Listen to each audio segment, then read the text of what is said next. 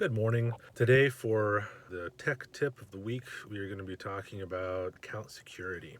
Forbes just released at the end of August an article talking about the number of compromised accounts that we've had just in the first half of 2019. There were over 4.1 billion with a B, billion compromised accounts. Email address, password, bank account information, social security information, credit card numbers, sensitive stuff you don't want just anybody having access to. The big ones you hear about are the ones where millions of accounts are compromised at a time. Target, Sony, Equifax, Experian. Those are the ones you hear about. But the vast majority of compromised accounts actually happen in batches of 10,000 or less. Small businesses. When we send information, we have to be very careful about that. Email security is the front line of that defense. We do a number of things on our end: multi-factor authentication, verifying devices, making sure everything's secure at a server level. But as an individual, there's three main things that you can do to promote email security. One, if you see a suspicious email, verify the sender. At the top of the email where you see the from line, click on that. It will show the actual sending email address as well as other information. Now, follow up with them, give them a call, shoot them a text to see if they sent it.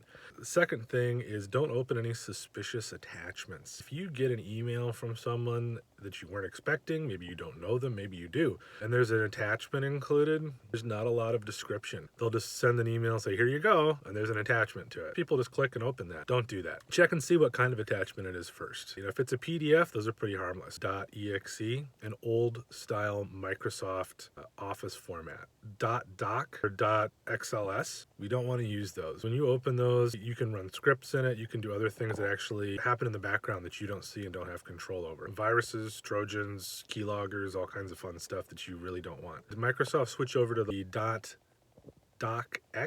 and .xlsx? It's been a number of years ago now. The only time that you see the other is people who just have very outdated software, or if they're trying to put something on your machine that you don't want. Whenever in doubt, it's okay to ask. And you can certainly contact the sender as well to just confirm.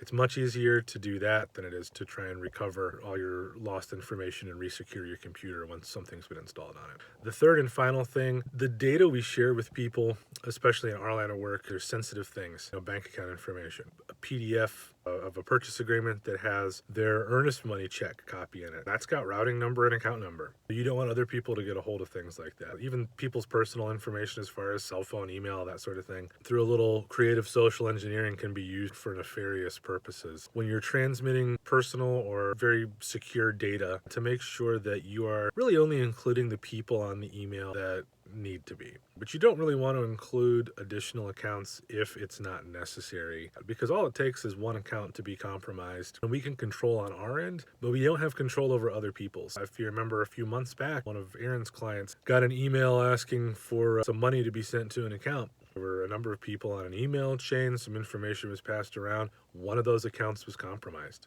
and it could have been any of them, basically. It could have been their title or their agent, or even the clients if something was on there at some point.